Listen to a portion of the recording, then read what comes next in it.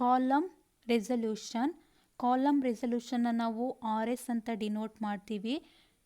ಇದು ನಮಗೆ ಏನು ಹೇಳುತ್ತೆ ಅಂದರೆ ಇದನ್ನು ನಾವು graphical representation of the column resolution. ಇದು peak for a compound A, this is the compound B or solvent A and solvent B ತಗೊಳ್ಳಿ. ಈ ಪೀಕ್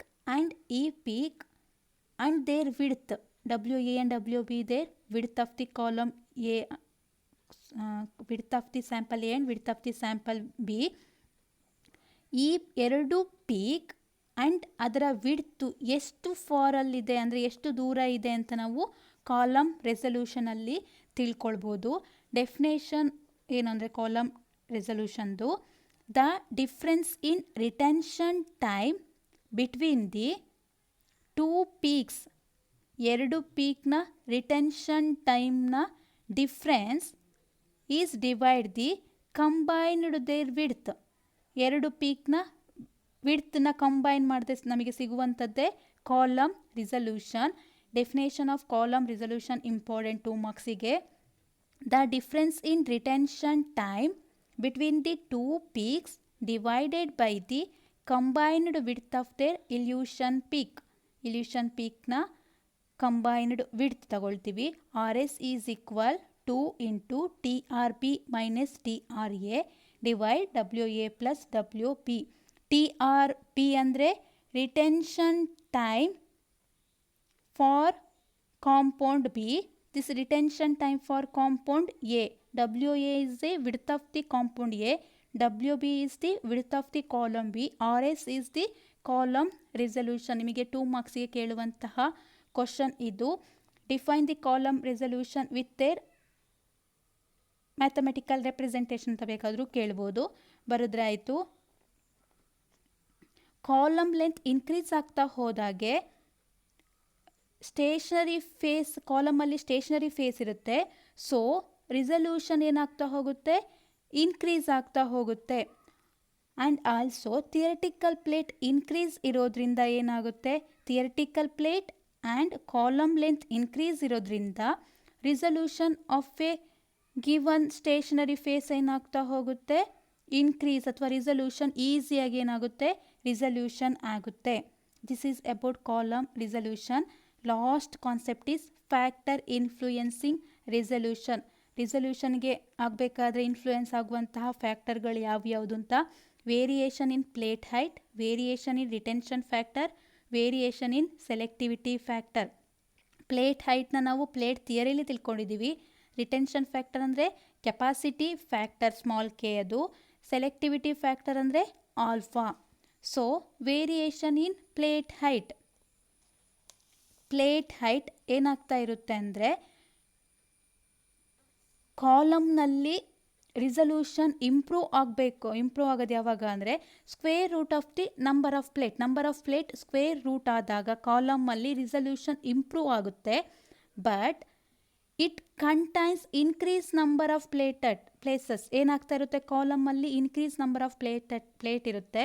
ಇನ್ಕ್ರೀಸ್ ನಂಬರ್ ಪ್ಲೇಟ್ ಇದ್ದಾಗ ಇಕ್ವಿಲಿಬ್ರಿಯಮ್ ತುಂಬ ಟೈಮ್ ತಗೊಳ್ಳುತ್ತೆ. ಸೊ ಅದು ಟೈಮ್ ಏನು ಮಾಡುತ್ತೆ, ತುಂಬ ಟೈಮ್ ಕನ್ಸ್ಯೂಮ್ ಮಾಡುತ್ತೆ.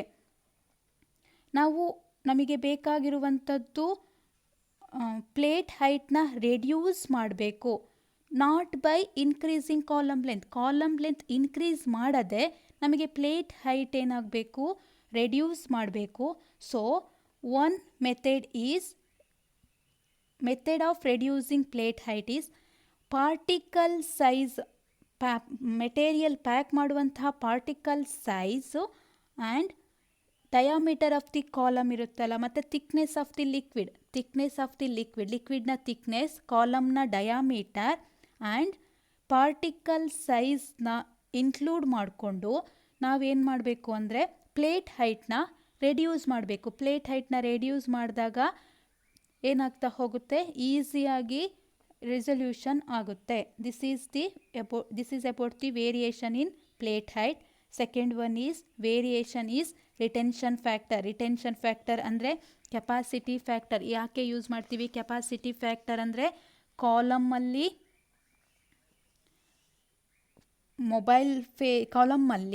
ಏನಾಗ್ತಾ ಹೋಗುತ್ತೆ, ಸೊಲ್ಯೂಟ್ ಆರ್ ಸಾಲ್ವೆಂಟ್ ಮೂವ್ ಆಗುತ್ತೆ. ಆ ಮೈಗ್ರೇಷನ್ ರೇಟ್ನ ಕಂಪೇರ್ ಮಾಡೋಕ್ಕೆ ಯೂಸ್ ಮಾಡುವ ಆಪರೇಟರ್ನ ನಾವು ರಿಟೆನ್ಷನ್ ಫ್ಯಾಕ್ಟರ್ ಅಂತ ಹೇಳ್ತೀವಿ. It's represented by the small K. Small K increase ಆಗ್ತಾ ಹೋದಾಗೆ increase in retention factor, it enhance the resolution enhance ಆಗುತ್ತೆ. ಬಟ್ ರಿಸಲ್ಯೂಷನ್ ಟೈಮ್ ಏನಾಗ್ತಾ ಹೋಗುತ್ತೆ, ಎಕ್ಸ್ಪೆನ್ಸಿವ್. ಯಾಕೆ ಎಕ್ಸ್ಪೆನ್ಸಿವ್ ಆಗ್ತಾ ಹೋಗುತ್ತೆ ಅಂದರೆ ಅದು ಕಾಲಮಲ್ಲಿ ರಿಸಲ್ಯೂಷನ್ ಅಂದರೆ ಸಪರೇಟ್ ಆಗೋಕ್ಕೆ ಏನಾಗುತ್ತೆ, it take more time. The easiest way to improve resolution, ಯಾವುದೋ ಒಂದು ಈಸಿಯೆಸ್ಟ್ ವೇ ಅಂದರೆ ರಿಟೆನ್ಷನ್ ಫ್ಯಾಕ್ಟರ್ನ ಆಪ್ಟಿಮೈಸ್ ಮಾಡಿದರೆ ಏನಾಗುತ್ತೆ, ಇಟ್ ವಿಲ್ ರೆಸಲ್ಯೂಷನ್. ಹೇಗೆ ಮಾಡ್ಬೋದು ಅಂದರೆ ಮೊಬೈಲ್ ಫೇಸ್ನ ಗ್ಯಾಸ್ ತಗೊಂಡ್ವಿ ಅಂದರೆ ಅದರಲ್ಲಿ ಕೆನ ನಾವು ಇಂಪ್ರೂವ್ ಮಾಡಬೇಕು ಅಂದರೆ ಟೆಂಪ್ರೇಚರ್ನ ಚೇಂಜ್ ಮಾಡಿದರೆ ಕೆ ವ್ಯಾಲ್ಯೂ ಏನಾಗ್ತಾ ಹೋಗುತ್ತೆ, ಇಂಪ್ರೂವ್ ಆಗ್ತಾ ಹೋಗುತ್ತೆ. ಯಾವಾಗ for a mobile phase gas is used as a mobile phase, ಗ್ಯಾಸ್ನ ನಾವು ಮೊಬೈಲ್ ಫೇಸಾಗಿ ಯೂಸ್ ಮಾಡಿದ್ವಿ ಅಂದರೆ ಟೆಂಪ್ರೇಚರ್ ಚೇಂಜ್ ಮಾಡಿದಾಗ retention factor improved. In a liquid mobile phase, we used liquid as a mobile phase, ಏನು ಮಾಡ್ಬೋದು ಅಂದರೆ ಚೇಂಜಸ್ ಇನ್ ಎ ಸಾಲ್ವೆಂಟ್ ಕಾಂಪೋಸಿಷನ್ನ ಚೇಂಜ್ ಮಾಡಿದಾಗ it will manipulate of retention ಫ್ಯಾಕ್ಟರ್ನ ಏನು ಮಾಡುತ್ತೆ, ಅದು ಮ್ಯಾನಿಪ್ಯುಲೇಟ್ ಮಾಡಿ ನಮಗೆ ಏನಾಗುತ್ತೆ, ಬೆಟರ್ ಸಪರೇಷನ್ ಸಿಗುತ್ತೆ, ಕಾಲಮಿಂದ ಈಸಿಯಾಗಿ ಸಪರೇಷನ್ ಸಿಗುತ್ತೆ. This is about the retention factor. Another one is variation in selectivity factor alpha. ನಾವು ಏನು ಮಾಡಬೇಕು, ಕೆನ ಆಪ್ಟಿಮೈಸ್ ಮಾಡಬೇಕು and increase the number of theoretical ಪ್ಲೇಟ್ನ ಇನ್ಕ್ರೀಸ್ ಆ್ಯಂಡ್ ರಿಟೆನ್ಷನ್ ಫ್ಯಾಕ್ಟರ್ನ ಕೆನ ನಾವು ಆಪ್ಟಿಮೈಸ್ ಮಾಡಿದಾಗ ಏನಾಗುತ್ತೆ, and are sufficient to give a stationary satisfactory separation. ಏನಾಗುತ್ತೆ, ನಾವು ಕೆನ ಆಪ್ಟಿಮೈಸ್ ಮಾಡಿ ನಂಬರ್ ಆಫ್ ಥಿಯರಿಟಿಕಲ್ ಪ್ಲೇಟ್ನ ಇನ್ಕ್ರೀಸ್ ಮಾಡಿದಾಗ ನಮಗೆ ಬೇಕಾದಂತಹ ಸಪರೇಷನ್ ಸಿಗಲ್ಲ, ಸ್ಯಾಟಿಸ್ಫ್ಯಾಕ್ಷನ್ ಆಗುವಂತಹ ಸಪರೇಷನ್ ಸಿಗಲ್ಲ ಎರಡು ಸೊಲ್ಯೂಷನ್ಗೆ. ಆಗ ನಾವು ಏನು ಮಾಡಬೇಕು, ಆಲ್ಫಾ ವ್ಯಾಲ್ಯೂನ ಇನ್ಕ್ರೀಸ್ ಮಾಡಬೇಕು. While increasing the alpha, maintaining the retention factor in the range 1 to 10. Optimise ಇಟ್ಟಾಗ ನಾವು ಥಿಯರಿಟಿಕಲ್ ಪ್ಲೇಟ್ ಇನ್ಕ್ರೀಸ್ ಇರುತ್ತೆ, ಕೆ ವ್ಯಾಲ್ಯೂ ಆಪ್ಟಿಮೈಸ್ ಮಾಡಿದಾಗ ನಮಗೆ ಬೇಕಾದಂತಹ ಸ್ಯಾಟಿಸ್ಫ್ಯಾಕ್ಷನ್ ಆಗುವಂತಹ ಸಪರೇಷನ್ ಸಿಗಲ್ಲ. ಸೊ ನಾವೇನು ಮಾಡಬೇಕು, ಆ ಟೈಮಲ್ಲಿ ಆಲ್ಫಾ ಯುನಿಟಿ ಆಗಿರುತ್ತೆ.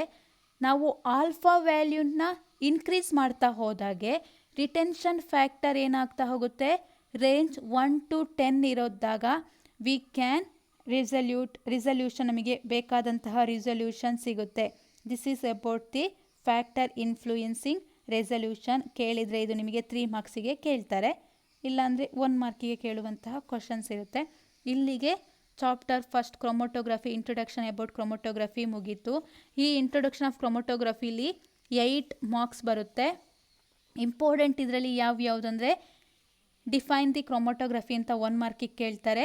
Theory of chromatography means basic theory ಕೇಳಿದರೆ ನಿಮಗೆ ಡೈರೆಕ್ಟಾಗಿ ಡಿಫ್ರೆನ್ಸ್ ಬಿಟ್ವೀನ್ ಸ್ಟೇಷನರಿ ಫೇಸ್ ಮತ್ತು ಮೊಬೈಲ್ ಫೇಸ್ ಕೇಳ್ತಾರೆ.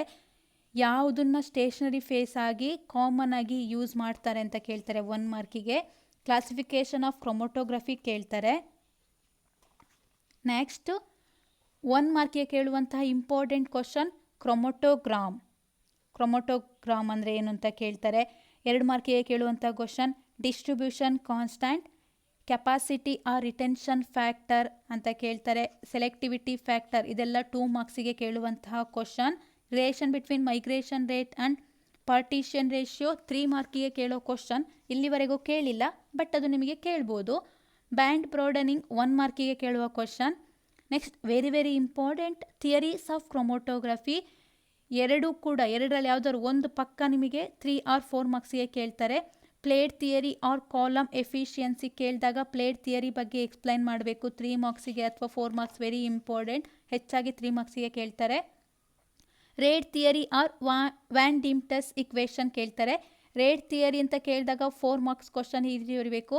1 ಮಾರ್ಕಿಗೆ write the van Deemter equation ಅಂತ ಕೇಳಿದಾಗ HETP = A+B/μ+C × μನ ಬರಿಬೇಕಾಗುತ್ತೆ. ಇಲ್ಲಾಂದರೆ 2 ಕೊಟ್ಟು eddy diffusion and explain the eddy diffusion and longitudinal diffusion ಅಂತ ಇನ್ನೇ ರೇಟ್ ಥಿಯರಿ ಅಂತ ಕೇಳಿದಾಗ 2 ಮಾರ್ಕ್ಸಿಗೆ ಕೇಳಿದಾಗ ಸಪ್ರೇಟಾಗಿ ಅದ್ರ ಬಗ್ಗೆ ಪಾಯಿಂಟ್ ವೈಸು ಬರಿತಾ ಹೋಗಬೇಕು, ಇಂಪಾರ್ಟೆಂಟ್. ನೆಕ್ಸ್ಟ್ ಕಾಲಮ್ ರಿಸಲ್ಯೂಷನ್ ನಿಮಗೆ 2 ಮಾರ್ಕ್ಸಿಗೆ ಕೇಳುವ ಒಂದು question. Define the column resolution with its terms ಅಂತ ಕೇಳ್ಬೋದು. ಫ್ಯಾಕ್ಟರ್ ಇನ್ಫ್ಲೂಯೆನ್ಸಿಂಗ್ ರೆಸಲ್ಯೂಷನ್ 2 or 3 ಮಾರ್ಕ್ಸಿಗೆ ಕೇಳುವಂತಹ ಕ್ವಶನ್. ಈ ಚಾಪ್ಟರಲ್ಲಿ ಯಾವುದೂ ಬಿಡುವ ಹಾಗಿಲ್ಲ, ಎಲ್ಲದು ಇಂಪಾರ್ಟೆಂಟ್. ನೀಟಾಗಿ ಓದ್ಕೊಳ್ಳಿ.